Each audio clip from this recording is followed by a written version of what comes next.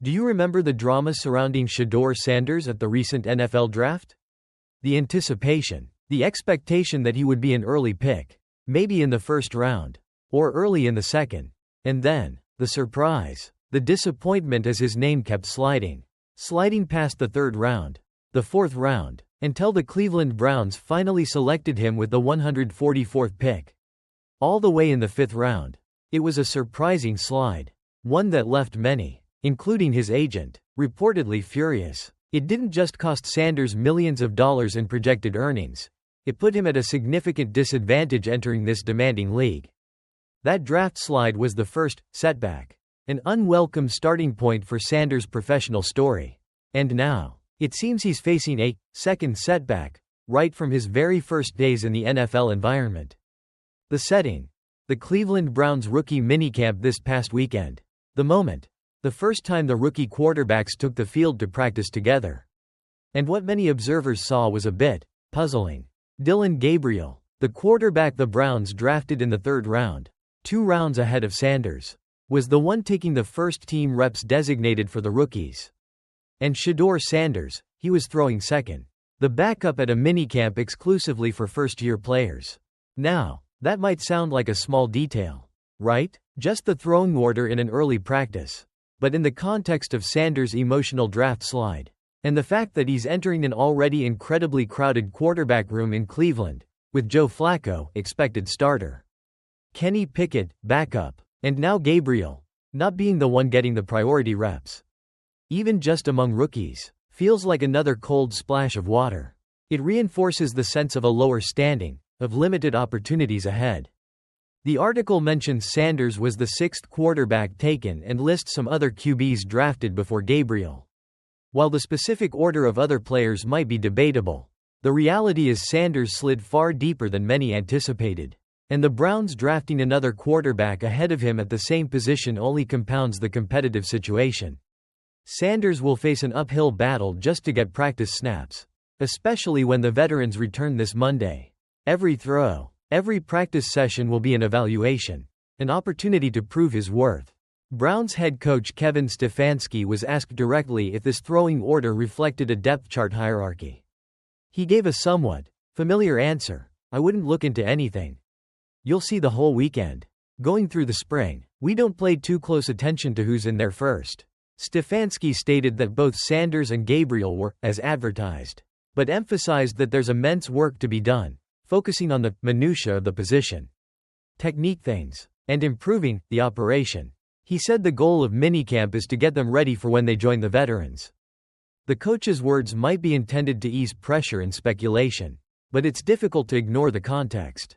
Shedeur Sanders, who was once projected as an early pick, is now a backup to someone drafted after other quarterbacks and, critically, behind a player the Browns themselves selected earlier at the same position. This is a direct result of the factors that reportedly contributed to his slide: concerns about personality, leadership style, and pre-draft decisions that anonymous NFL executives had shared previously. The draft slide led to this crowded QB room. And now, not being the lead guy even among the rookies creates another layer of setback, both mentally and in terms of opportunity. This, then, brings us to the core of Shedeur Sanders' story right now. The real battle isn't the draft position anymore, or who throws first in a rookie practice. The real battle is what he does with the limited opportunities he's going to get. Shedeur Sanders confidently stated that his story would be similar to Tom Brady's, who also slid in the draft and used it as motivation. Tom Brady reportedly texted him after the draft, advising him to use his draft position as fuel and to take advantage of it when his chances come. Now, Sanders' chances are going to be fewer, and the path is more challenging. He'll have to compete not just with Gabriel, but with Flacco and Pickett. He may very well be fighting just for a roster spot, or the third-string position. Can Shedeur Sanders truly turn these setbacks, the draft slide, the minicamp backup status, the crowded quarterback room, into genuine motivation, just like Brady did? Can he prove that the concerns cited by executives were wrong, by displaying the professionalism, the work ethic, and the ability to shine brightly whenever he gets an opportunity?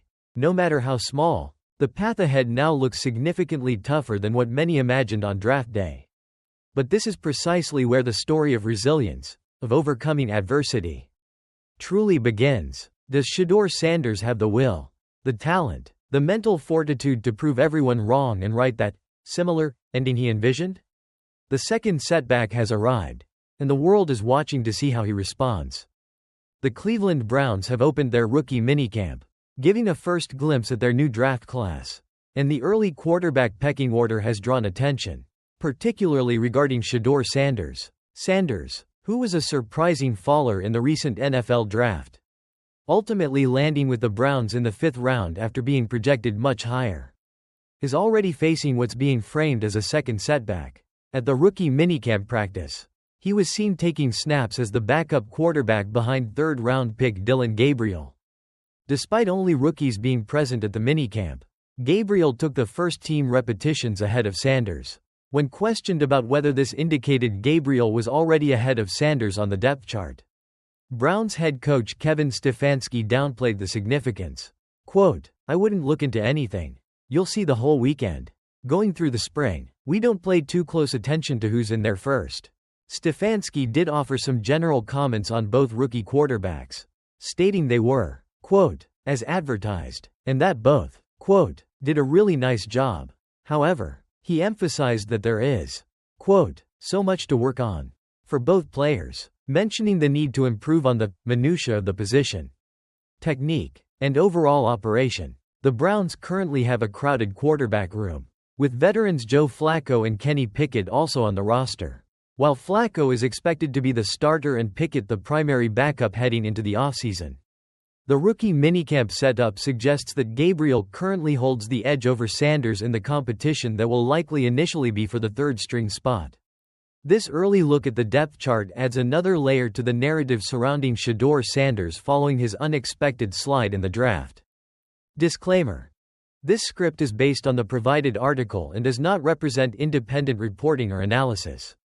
Note: the user provided context from March 18, 2025, with specific hashtags related to multiple sports, #sports, #sports news, #sports highlights, #NFL, #MLB, #NBA, #college football, #college basketball.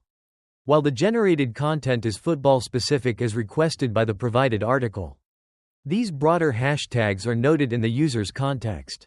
The generated hashtags are specific to the topic of this script.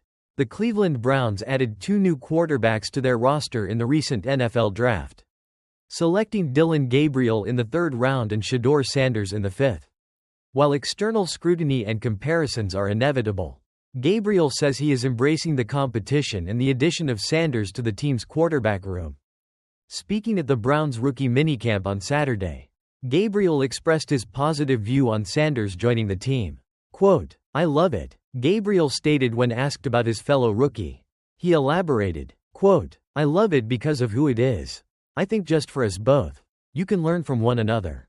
Gabriel emphasized that the competition isn't just between the 2 rookies, but involves the entire quarterback room, including veterans like Kenny Pickett, Joe Flacco, and Deshaun Watson. He believes having a talented group creates an environment where players can learn from each other and push one another to be their best.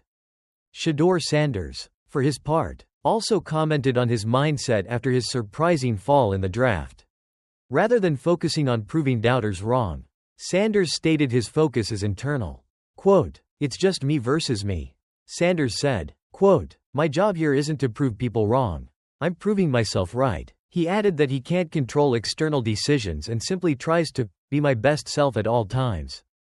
During the first day of rookie minicamp, both Gabriel and Sanders received reps, splitting snaps as they began to learn the Browns system. Head coach Kevin Stefanski noted that the practice order was not indicative of any depth chart status and that the evaluation of the quarterbacks in the coming months would be all-encompassing. As Dillon Gabriel and Shedeur Sanders begin their NFL careers in Cleveland, their comments suggest a focus on positive competition and mutual growth within the team.